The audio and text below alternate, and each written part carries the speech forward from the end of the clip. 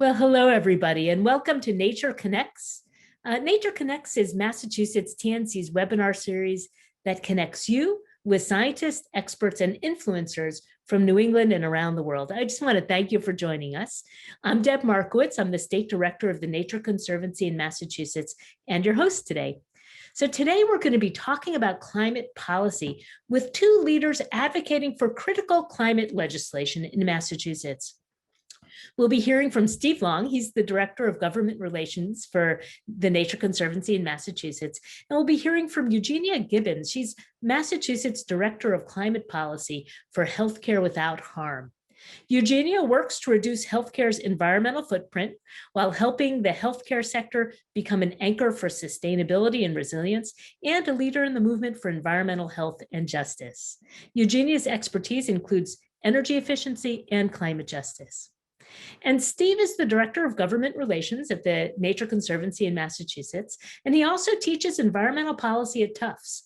Steve co-leads the Massachusetts Climate Change Adaptation Coalition, and he helped create the state's Hazard Mitigation and Climate Change Adaptation Plan and the Municipal Vulnerability Preparedness Program. That's often called the MVP program. We're going to spend about 20 minutes today hearing from Eugenia and Steve, and then they'll take your questions. As you think of questions, please share them in the Q&A box at the bottom of your screen. So thanks again so much for joining us today, Eugenia and Steve. Let's dive in. Great, thanks, Deb. I just wanted to thank Eugenia for joining us.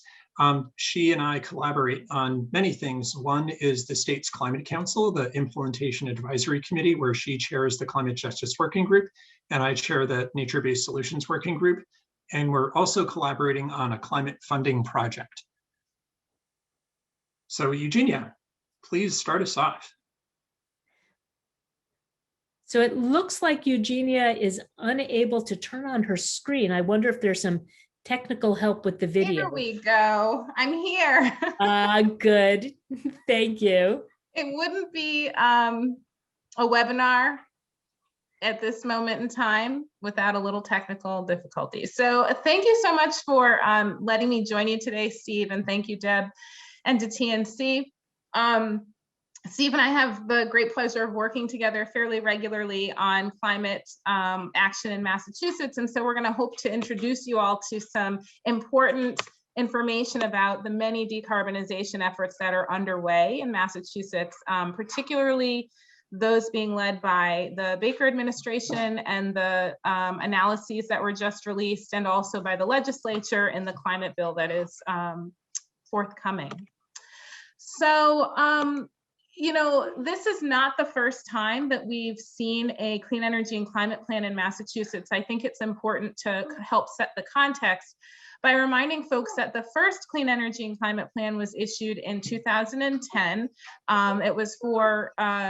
It established a framework of policies to get us to 2020, to the 2020 target. That was updated in 2015.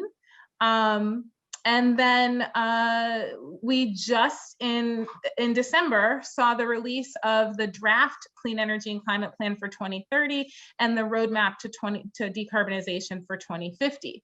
The things that are a little bit different this time around than in previous CECPs are important because there is a particular focus on equity in a way that hasn't been as central in past planning efforts.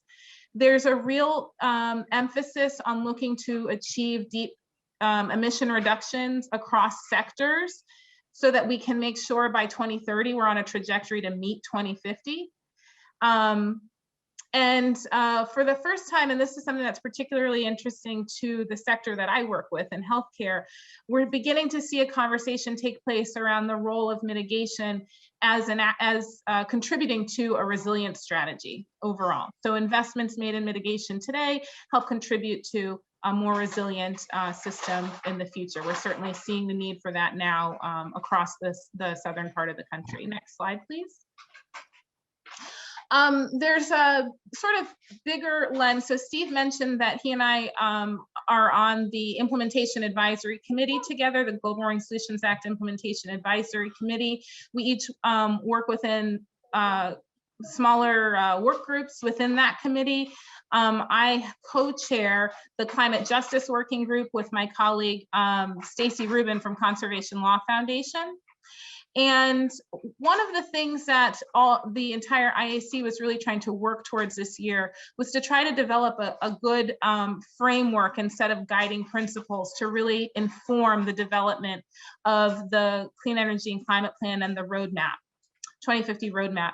And so some key principles that we as the IAC encouraged EEA to consider and to prioritize as they were developing their plan, and also guiding principles that we'll continue to push for, include really prioritizing and anchoring the work in equity and justice.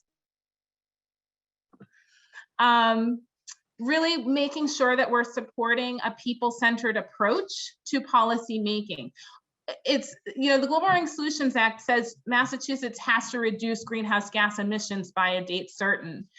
It's important to focus on a strategy that gets those emissions down, but that there are also people who are living in communities that are living in this system that we work within. And so we have to really think about what it looks like to implement projects and to really make sure that we're considering people as part of it, not just strictly greenhouse gas emission reductions. Which speaks to this next piece, which is to take a holistic approach. So really think about all of the strategies that we need to consider, how they work together, how they support each other, and work really to make sure that we're not working at cross purposes in pursuit of one strategy over another, or rather utilizing strategies to achieve emissions reductions, but working at cross purposes and not supporting people. Utilize the best available science, technology, and data. I think that goes without saying.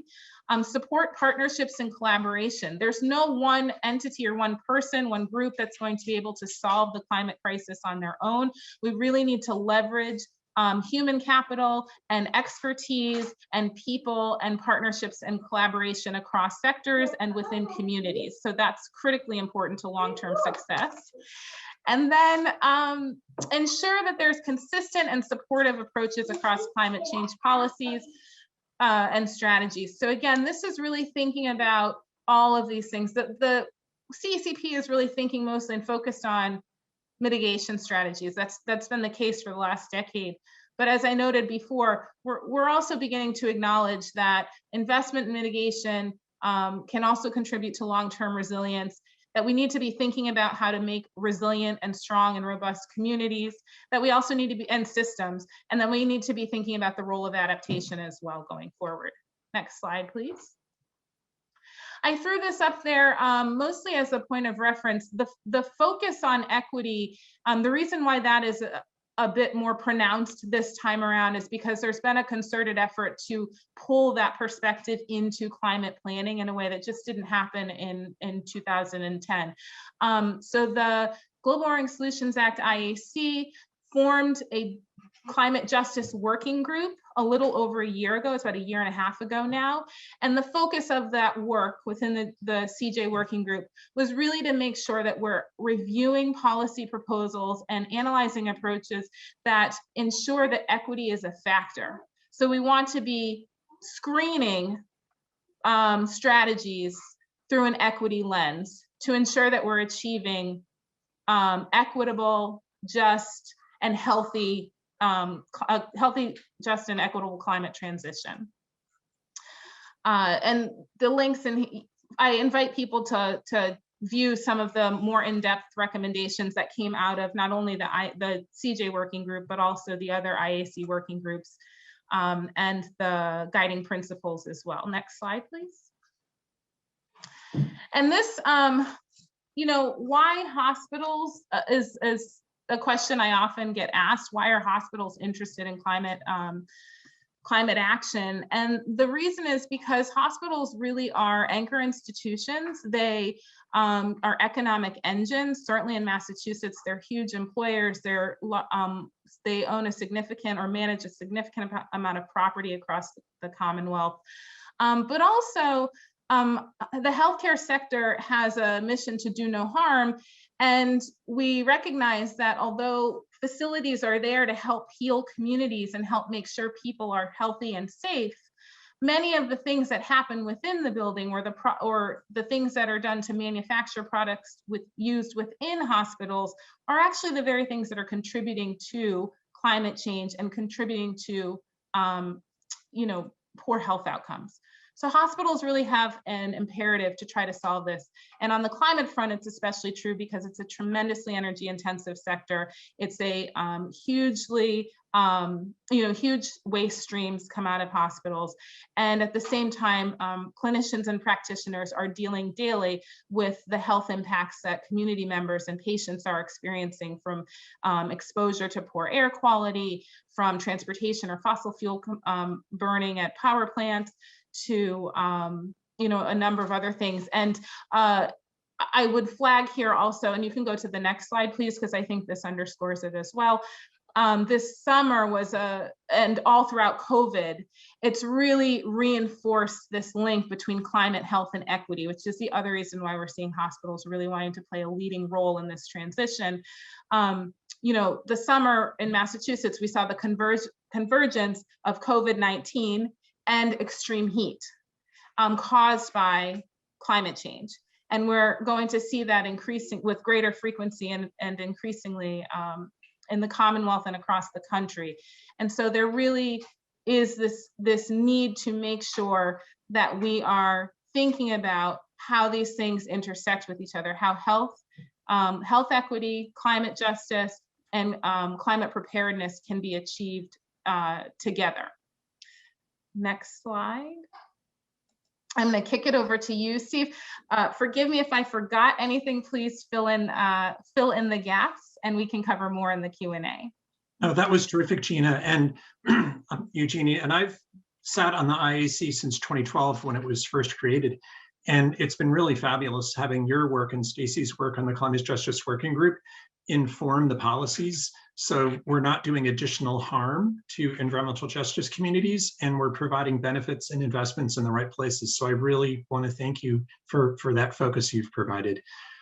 So when we think about policy, we have to think about what problem we're trying to solve. And with the Global Warming Solutions Act, we're really focused on reducing emissions and how do we do that. So we need to think about how does the state plan, how does the law relate to reducing emissions? And we need to start at the source. What's the baseline? Where are the emissions coming from? And the Executive Office of Energy and Environmental Affairs created this chart that shows you where the emissions are coming from. And this is an interesting way to break it down. Green is households, blue is businesses, and yellow is electricity generation. But if you think about it another way, about 40+% comes from transportation, around 30% comes from buildings, and around 20 or so percent comes from electricity. Next slide, please. So then in policy, you also need to think about goals and targets. And the new international standard is net zero, and Massachusetts law and policy are trending towards net zero. And what is net zero? It's when we reduce emissions to the maximum extent possible. And you can see emissions being reduced over this time frame in the blue part of the graph. And then what's left over is absorbed with carbon sequestration. And the most viable tool that we have right now for carbon sequestration is nature that draws carbon pollution from the atmosphere. Next slide, please. So when EEA started doing its plan, the advisory group, a technical working group, and the staff all started thinking about what are the primary things that we need to do to achieve decarbonization. So this was a very interesting process. This was a road mapping process. So EEA first started forecasting what might Massachusetts look like in 2050, what will our energy needs be, and then started doing scenario planning, looking at multiple pathways to decarbonizing up through 2050. So they looked at all the sectors, they produced a summary report and 6 technical reports. They're all on the web if you want to take a deep dive. But basically the focus was on reducing demand, increasing energy efficiency and conservation, switching fuel from fossil fuels to electricity for both transportation and buildings, and expanding clean energy. building out renewables, offshore wind, solar, et cetera, and increasing carbon sequestration. So those are the four main pillars of decarbonization and net zero. Next slide, please. So that was the sort of long-term picture about how we get to 2050. But the Clean Energy and Climate Plan really focuses on where's the biggest bang for the buck in the next 10 years, and where do we need to focus the policy, whether it's incentives or requirements or regulations.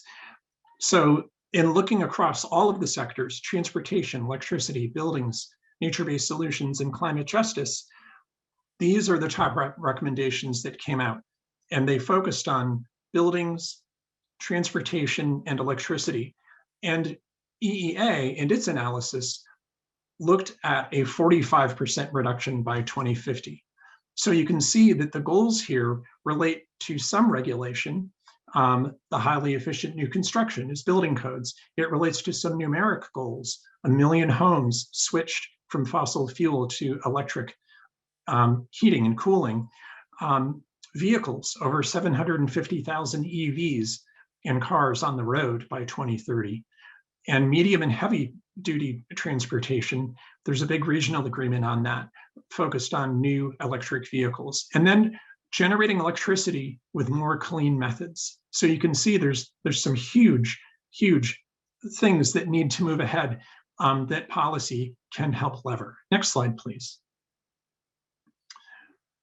So then we're going to switch over to the legislation.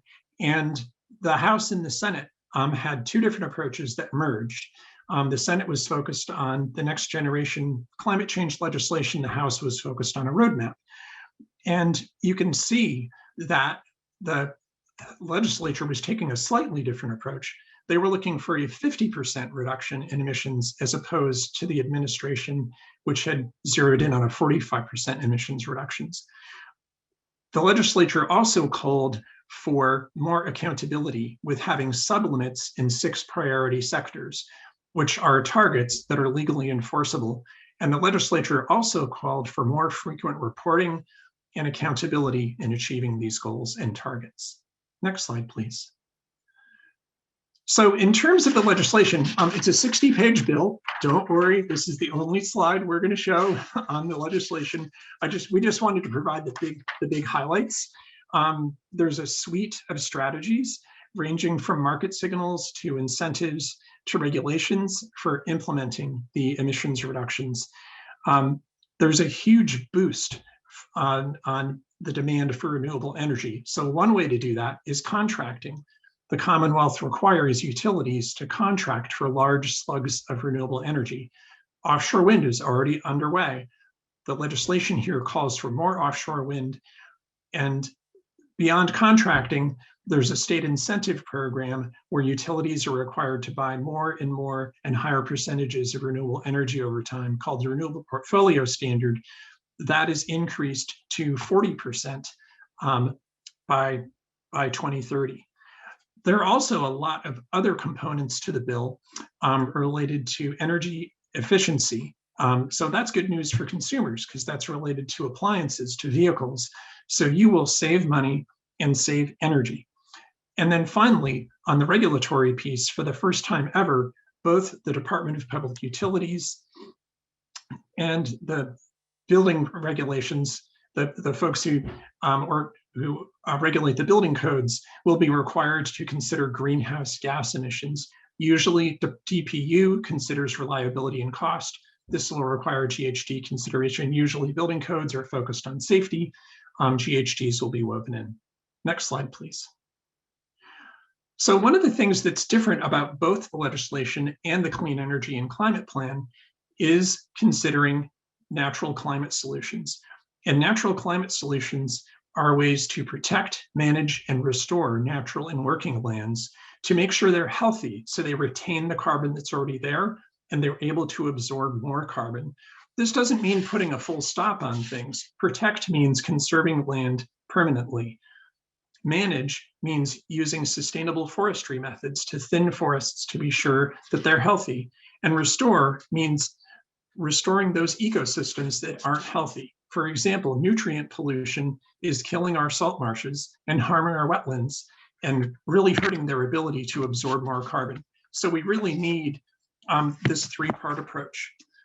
The bill would require EEA to set a goal for natural climate solutions and come up with a plan and really make sure that we're setting things in motion. The Clean Energy and Climate Plan looks at a lot of no regrets policies and set things in motion. And I think one of the big things we're going to see on the horizon is a no net loss of ecosystem services. So that's just a super quick summary of the plan and some of the portions of the bill. And I'm now going to turn it back over to Eugenia to talk about the environmental justice provisions in the bill. Thank you so much, Steve. Before I talk about the EJ provisions, I did want to note, circling back to the draft CECP, we do finally have in there a number that has been calculated in terms of health benefits. So that's also new and definitely a significant advancement in the planning process, being able to actually put onto paper what some of the health savings are associated with many of the things that are included in the climate bill and also what's proposed in the bill. So I would argue, one of the most notable parts of the climate bill is the update to Massachusetts environmental justice policy for the first time in 2 decades. So this, at the end of July, we were very excited to see the House pass environmental justice language as part of the climate roadmap bill. And we are now at a point where that is nearly going to be signed into law. So some of the major updates include the codification of a definition of environmental justice population. This is, as I noted, an important update for the first time in a long time. And the reason why this matters, I often like to point out that we're at a point right now where many of our, sorry, I'm momming today. I'm just gonna put it out there. I'm parenting and also doing this webinar. So forgive me for background noise. So one of the most important reasons why we need to have this definition codified is because we're at a point right now where many policies related to climate action are being considered, and many are pointing to the need to prioritize investment in vulnerable communities, in environmental justice communities, but there are different definitions. So we're working towards codifying a definition, and that will certainly inform policy implementation going forward. There's also a requirement for an enhanced review process for projects that are proposed in environmental justice areas. And this is very important because in addition to considering potential health impacts, there's also, and long-term harm, we actually see in the amendments that were sent back to the legislature, the introduction of cumulative impacts, which is really key when we're thinking about what are the real effects of energy siting decisions and policy questions, climate action. What are those impacts going to be on those who are already bearing the brunt of climate change and of inaction? And then the most important thing I would say at the end of the day is really there is this effort being made with these changes to ensure that residents who are going to be most affected by decision-making have reasonable access to information and an opportunity to engage in a meaningful way in the processes that have to do with what gets built where. And so this is sort of setting, this is significant progress in many ways towards establishing environmental justice protections in the Commonwealth. It is an important first step and sort of sets, it's setting a floor for where we need to begin the conversation around an equitable and just transition. Next slide, please. So Steve, I'm happy to take this. I don't know if yeah, please do, and then we can play off each other from that point on. Yeah. Sure. So what's the timing look like? Well, right now we're in a little bit of a holding pattern with the climate bill. The Governor Baker did return the bill with amendment back to the legislature on Super Bowl Sunday. And right now the legislature is considering some of those proposed changes. And we're hopeful to see this bill be finalized and fully enacted sooner rather than later. I think everybody is anxious to pivot towards implementation of many of the important provisions that are in the bill. Many of those provisions build on the recommendations that came out of this Clean Energy and Climate Plan, are included in the Clean Energy and Climate Plan. So I think folks are ready to see us move to have that bill enacted and then move towards implementation. And in the next session, continue to advocate for ways to strengthen the plan and address any of the things that were not included in the bill. And with the Clean Energy and Climate Plan, that draft was also released at the end of 2020, and there is a public comment period currently open. Folks are encouraged to submit comments. The comment deadline was actually extended. It's now March 22nd, not February 22nd. So there's still additional time. You know, some of the things that there are a number of things that are included in the plan that are open to comment, and I'm sure we can touch on some of them in the Q&A. Steve and I know, are both working to coordinate comments and make sure that feedback is offered to the administration, because although the climate plan is a very good draft, there's still room for improvement. And there are some things that are missing and that we need to explore and delve a little more deeply into. So again, the deadline for public comment is March 22nd. Thanks, Eugenia. That was fabulous. I really appreciate your time, and especially since you're momming during the pandemic. I really we're always parenting. Exactly. Pandemic or no. Yes. Deb, I think we're ready for your questions. Questions from the audience. Really great. Let me just add my thanks to both of you. Really, what a great overview. And I have to say, this is an example of a partnership that really works. You know, we come at these issues from slightly different perspectives, right? Our world is science and nature, and your world is human health and communities, and we all have to be working together for common purpose if we're going to get this done. And I have to say, as somebody who's new to Massachusetts, it is incredible how climate change really is front and center with policy. And it's a shout out to the administration and the legislature. You know, both sides of the aisle are working towards common purpose. And I would suggest it's not a surprise, because Massachusetts is in like the epicenter of impact. You know, sea level rise, coastal storms, you know, we already feel the impact. There is an urgency. So thank you so much. We have a bunch of audience questions that we'll get to.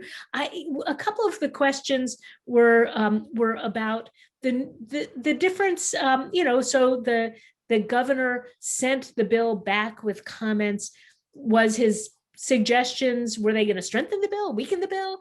What do you think is going to happen? So we have a few questions like that. So I figured I just cut to those right away.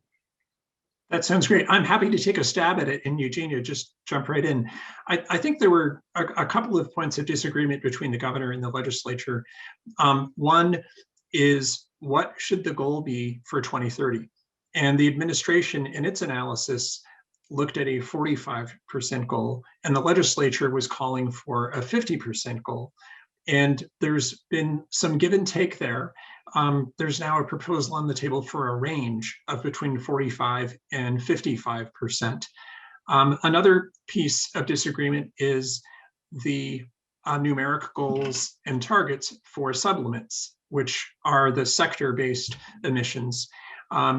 And the legislature is insisting on numeric goals, whereas the administration is advocating for some flexibility so they can adapt and work on a portfolio approach. And then a third piece is on the building code. The administration is focused on working with the regulatory entity that's managing the building code to come up with a stretch net zero building code. And I think the legislature was pushing for a faster implementation and also changing some of the authority among the agencies that would be managing the building code. So Eugenia, you jump in and tell me Yeah, what I got right. I think you know, that was a helpful overview of some of the areas of discussion. Some of them are points of disagreement. I think that you know, I remain optimistic that we'll be able to achieve resolution on this bill and on some of those differences that Steve identified. In many respects, we're planning for a future we don't know. And so we need to be as bold and as ambitious as possible. I think the roadmap study and the Clean Energy and Climate Plan, but particularly the roadmap study, were critically important in helping to utilize modeling to tell a story of a number of scenarios that we could employ to achieve deep greenhouse gas emission reductions.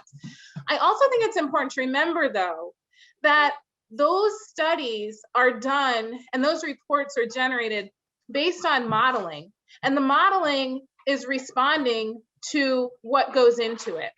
And so while it's important to use those resources to inform policy discussions, we should not use them to, there's okay to have some flexibility there. So to push back a little bit and to say, we can still do more. And that is where I think the role of the legislature really comes in, the role of the advocacy community, and also really the role of policy in general, is to try to bridge that gap and to try to allow us to go further. So I hope that the bill gets resolved. I happen to very soon, I happen to fall into the camp that believes that that supports the more robust 50% target for 2030. I do believe that there are a number of things that are happening already and things that we aren't even anticipating that will make that possible. But the first step is in setting the standard and drawing the line in the sand and saying we can't do these things anymore. We need to be pursuing those ambitious goals. So we'll see what happens. Yeah, but everything Steve identified was valid. I think the only other place where there was a little bit of pushback and the initial veto came, one of the responses or reasons given was just lack of time. It was late in the session and the administration cited lack of ability to respond meaningfully to some of the proposals as one reason why they vetoed. I think that we saw in the release of the the draft on the 17th, the amendments on the 17th, that's partially true, because some of the amendments came back and actually would strengthen the bill. So the environmental justice language was strengthened. The efficiency language goes a little further. So I think this is that give and take that exists, that push and pull, and we'll see where we end up. I think one of the important pieces of information for folks who aren't deeply involved in all of this, and you see that there's models that tell us this or that what Eugenia said is, which is true, is there's assumptions that go into building those models. And the role of the advocacy community very often is to push to the edge, right? Because, if those assumptions are too conservative, then we miss the mark. We miss the opportunity now to do the things that we know will be necessary or will likely or hopefully work out to, save our communities and, really have the kinds of impacts that we're looking for with respect to reversing climate change. So what was interesting to me is we've got this bill, that's happening all at the same time as we have this new climate plan, Clean Energy and Climate Plan, that is open for public comment. And there's a lot of overlap, obviously, between them, right? One's an implementation document, one is, a policy document. And it comes as you described, Eugenia, we didn't just start today. There's been a rollout of policy over a period of years. Are there things that you're hoping will be added through the public comment period to the Clean Energy and Climate Plan?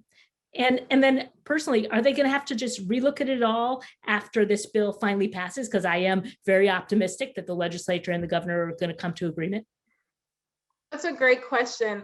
I don't think that we need to start from scratch if once the bill comes. I think this is it's iterative, really. And, you know, and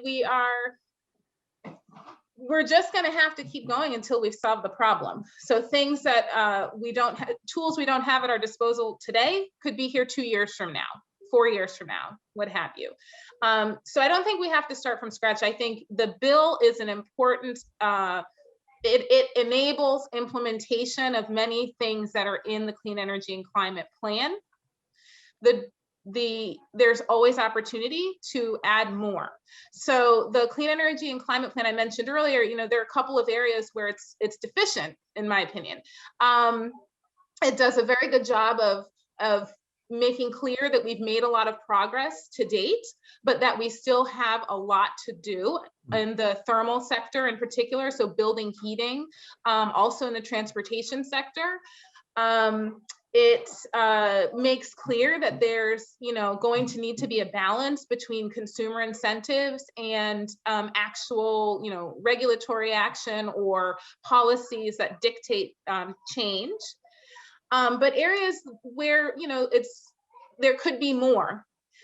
There's not a real exploration of of transit, investments in transit or in mode shifting. A lot of the focus of the recommendations in the draft plan around transportation focus on moving people from internal combustion engine vehicles into electric vehicles. Right. And I mean, that right there is ripe for discussion about equity and who has access to what, and is this really the solution? Mm-hmm. And, you know, it doesn't, if we're on a congested road, a congested road's a congested road. It doesn't matter necessarily. And it also doesn't get at the fact that there are still people who are dependent on public transit and transportation solutions that are not going to be solved just because we push people into EVs. So, I don't think that requires starting from scratch. I think that requires digging a little deeper to figure out, in situations where people have to drive, how do we make it easier for them to access and afford an electric option? But let's also recognize that not everybody needs to drive. And so how do we also ensure that we have other alternatives to those vehicles? Yeah. It's, you know, can we be radical? There's some places that have public transportation is free, and you pay a charge for driving into the city, like, you know, an automatic charge, you know, that helps fund it. It's like, can we redesign incentives? And I know there's a lot of really interesting work being done, you know, thinking about the equity as we're at, you know, what all of those equitable principles could be. We've got a good question, I think, for Steve. We have a question: what can be done to better integrate the soloing of various climate change planning? For example, sea level rise, storm surge, tree canopies, heat island effects. When you look comprehensively in North Roxbury, for example, or Dudley Nubian Square, Grove South Boston, Dorchester Mattapan, why are we doing all of these things separately? And do housing buyouts play a role? And probably, you know, it's appropriate for both of you. It's like, how do we think in multiple scales, you know, and de-silo the whole thing? I think there's a real overlap between adaptation, which is managing the unavoidable, and mitigation, which is avoiding the unmanageable.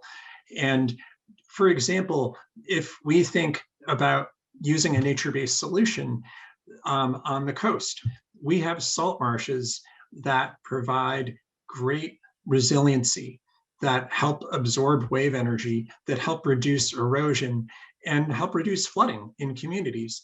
But we also have those salt marshes as great carbon sinks and great means of sequestering carbon. So if we focus on strategies that can help keeping those salt marshes healthy, like reducing nutrient pollution from wastewater and runoff, and especially runoff from urban areas and agriculture, there is a double bonus approach. If we work on urban tree planting, we can help reduce the energy demand in people's homes. There's a great program called Greening Gateway Cities that focuses on EJ neighborhoods in the gateway cities across Massachusetts. The trees help reduce the need for heating and cooling. They absorb carbon. They also help absorb stormwater, and trees also help reduce pollution. And there's this great connection between getting outdoors and our mental health, which has been shown during this pandemic. So I think there are all these great approaches we can take that address both adaptation and mitigation at the same time. And I think it's really essential for us to think about where we get that bang for the buck. And I would just add to what Steve just said, Deb, that going back to what we said about taking a holistic approach,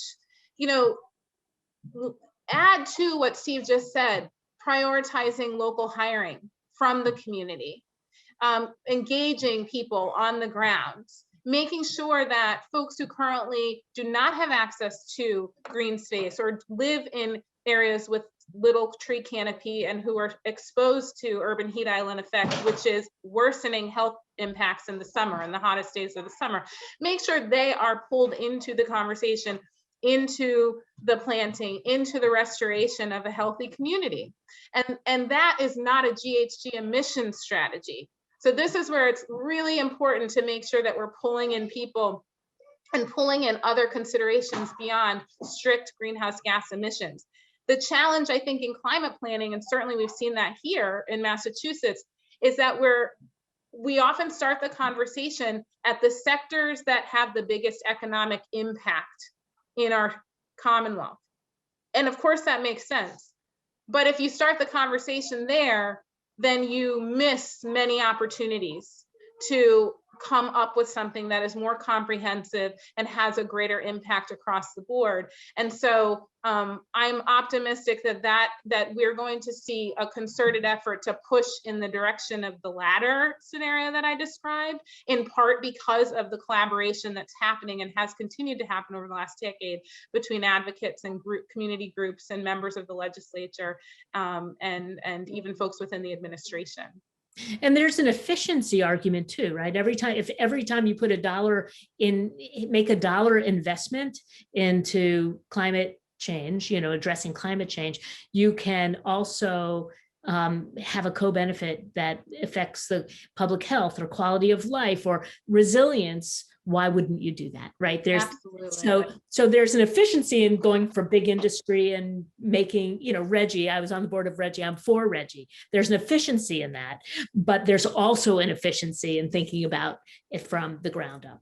How do we build back better, essentially, and investments count. And it's about the workforce too that Eugenia was talking about. How do we transition our economy and people to have a livelihood in this transition that we're going through? Yes, yeah. So we had a couple of biomass related questions. Springfield is an EJ community with a high rate of asthma and has been fighting against a biomass plant for 10 years. The governor's proposed changing the RPS to allow biomass as a renewable fuel, which it's not. How do we get biomass out of the RPS? And then there was another question from our own Bill Muma that was essentially similar. Why does the state plan to include bioenergy as a reduction in emissions? Obviously, as you burn plant material, it's putting carbon into the atmosphere and it cuts off ours. So just very quickly, the Implementation Advisory Committee in its recommendations on the Clean Energy and Climate Plan recommended removing biomass from the RPS. And the RPS really needs to have a lens of not only deploying renewable energy, but how do we do it in the most environmentally preferable way possible? So we need as many screens as possible. And for biomass, it's really problematic from an electricity generating perspective. It lacks efficiency. It has problems with fuel supply and a wide range of things. And the facility in Springfield being placed in an EJ neighborhood where Springfield is one of the asthma capitals in the world of the US is highly problematic. And I think one of the things that I see happening with the administration and biomass policy is they're looking at the wood that is being generated in municipalities as a disposal problem.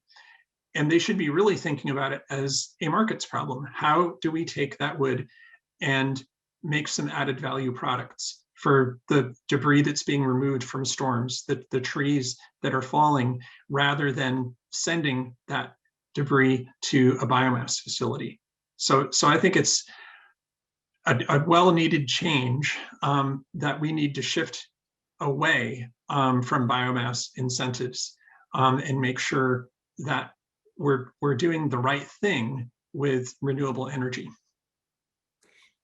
There was another related question, not a biomass question, but a carbon removal question. One thing I didn't see in the presentation was direct support for carbon removal. Can natural solutions really cover the full emissions gap? Do they leave any margin for error if emission reductions fail? And actually this just disappeared. No, here we go. If emissions reductions fall short of plan. One thing I'd love to see is a commitment for the state itself to offset its emissions by 2030 or 2035 through removal purchases similar to Microsoft, Stripe, et cetera. And of course, carbon offsets are, they're part of a lot of plans of, corporate compliance with their pledges to become carbon neutral. They are not without controversy. And I wonder if either of you want to comment on this question and that technique. You want to take that one first, Steve? Sure, I'll give it a shot. So I think when we look at the math, Massachusetts forests are absorbing around 7% of the carbon that's being generated in the Commonwealth every year. And if we look at the net zero needs, the Commonwealth is seeking about a 10 to 20% need of emissions reductions. If we do everything we can to help improve the ability of forests to sequester more carbon, we still won't make up the difference in the net zero frame. So there needs to be some ways to think about and develop policies that enable carbon sequestration, but don't enable pollution that will harm communities. So offsets are something we have not yet talked about at the Implementation Advisory Committee. In the Clean Energy and Climate Plan, EEA has made a commitment to talk with other states in the region about offsets. But I think it's time for there to be a public dialogue about offsets. There are some big challenges with offsets that need to be addressed. So they're permanent, they're verifiable, they're beyond business as usual, and there are international criteria that can be used when thinking about offsets that don't do harm and don't enable continued pollution. So Massachusetts needs to have a robust dialogue in this place and be sure that advocates and the legislature and the administration are all rowing in the same direction. Yes, I agree completely. And I just want to reiterate one of the points you made, Steve, which is the goal is to enable communities. The goal is not to allow bad actors to buy their way to compliance and still pollute other communities. The goal is to utilize strategies that enable communities to cite clean renewable options where they are. And so there is definitely a need for a much longer, more in-depth conversation about what, if any, role offsets play in a future of a decarbonization, roadmap to decarbonization. And just really quickly, I think I find when I talk with fellow advocates about natural climate solutions, people automatically default to offsets. We also need to think about drawdown. We're really supposed to be at 350 parts per million. We're well over 400 right now. So carbon sequestration can also be about drawdown, getting the historic pollution out of the atmosphere that avoids some of the unintended consequences with offsets. And one of the things that I find is so powerful about the Nature Conservancy is we really bring the science to bear on this, right? What are the natural, like, we've got MIT and, places of higher learning who are thinking about how do you engineer this, but nature does it already. A well-working salt marsh, a well-working forest is drawing down carbon from the atmosphere. So how do we learn from these processes and learn how to manage and restore in ways that will help us get there? We're not there yet, right? And our forests, our salt marshes play an important role, and but we need good science to help guide us if we're going to get to where we want to go. We had actually a couple of questions, not surprisingly, about the news, what's in the news, which is Texas and the disaster in Texas. And are there lessons learned for us here in what's happening in Texas? And are we safe from this kind of the power outages that we're seeing that really are really devastating in a state that's just not used to the kind of cold that we find routine here in the Northeast? I think there's a whole webinar that could be devoted to exploring the lessons learned from this extreme weather event that is stretching across the southern part of the country. But I think, there are a couple of real major takeaways for me anyway, and that is, and some of these have been reported, we don't have a system, an infrastructure system set up to handle or to be resilient in the face of the climate change that the burning of fossil fuels that system perpetuates is causing. So we need to be thinking about how to make our grid more resilient, how to make our buildings more resilient. How do we integrate renewables and storage and emerging technologies so that we avoid a situation like what we have happening right now in Texas? The other piece of that, certainly for hospitals and for healthcare who are challenged to stay on and keep the lights on and be operational and accessible during crisis situations, is what sorts of, what measures need to be pulled into hospital design and operation and all of these things, preparedness, that allow for and contribute to more resilient communities in the face of climate, because we're going to see this happen more and more. Yeah, I remember that conversation happening very robustly after Hurricane Sandy. And hospitals didn't have the kind of redundancy they needed to keep the lights on, in part because the infrastructure was below ground. Right. Mm-hmm. And so, if you've got your generator in a place where it's going to be wiped out in a flood, it doesn't count as backup. It really just doesn't. So, yeah, there is a lesson learned. And, we have built our grid for the cold, meaning that when lines are buried, they're buried appropriately. Things are insulated appropriately. But with increased storms, it's looking at above the land. It's looking at all the wires and poles. Right. Mm-hmm. Are they in an area where they're going to be subject to storm surge or to being wiped out in a storm? So listen, we just have a couple more minutes. It's just been such a great conversation. Thank you so much, both of you. And why don't we just give you an opportunity to make any final comments? What do you see coming? What's exciting you for the future? Let's leave on a positive note, because there's so much to be positive and optimistic about. So do you want to go, Stephen? We'll give Eugenia the last word. Yeah, I think one of the things that Eugenia and I are working on together is leading an effort on climate funding. Regardless of what policies we have in place, we're not going to get this job done unless we have some serious funding and financing behind it. And we realized a couple of years ago that there was competition between the adaptation community and the mitigation community for funding. And we said, this is ridiculous. We're working on two sides of the same coin. Let's make sure that coin is robust and big, that can cover both.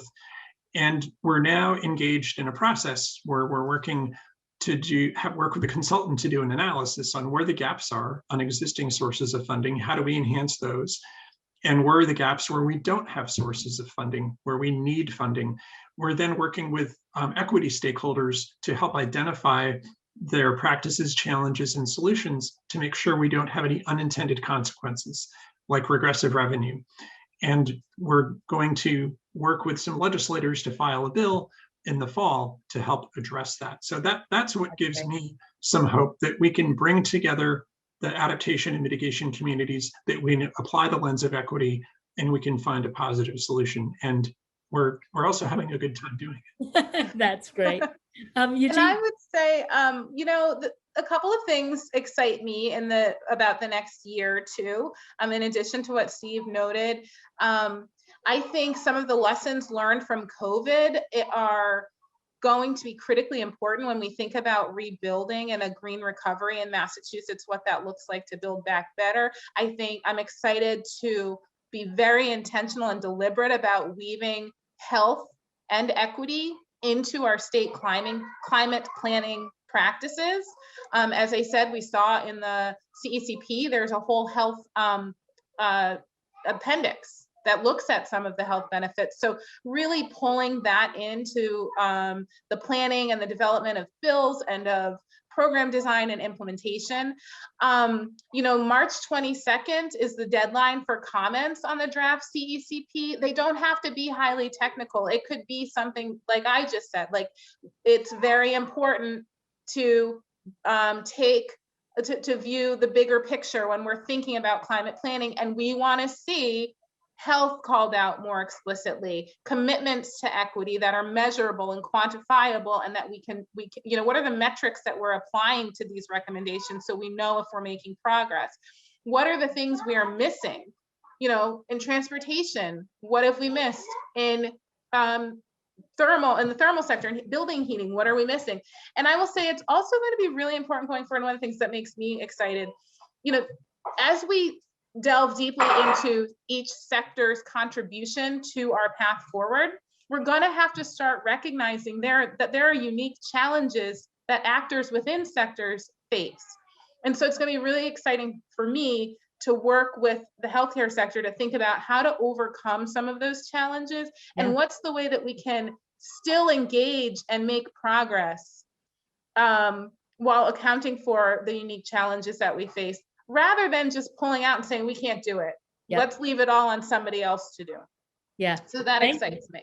This is this is really, really great. We've got, I apologize, we couldn't get to everyone's questions, or there was also a bunch of comments, but know that we will be following up with you all. We will be sending everyone a follow-up email over the coming days with links that can direct you to some of the resources we talked about today, and a recording of this webinar, and it'll have some of the comments and questions in there. You should feel free to reach out individually to the panelists if you've got, if you want to engage in more of a conversation. And if you're enjoying our webinars, please share them with your friends, or make a donation to support our work. You can donate via the link on the chat. You can also follow us on social media at conserve_MA on Facebook and Instagram to keep up with our work and to get updates on upcoming virtual opportunities to connect. I want to make a special thank you to Eugenia for taking her time to be with us today. It was really wonderful to have you. Finally, please join us on February 25th.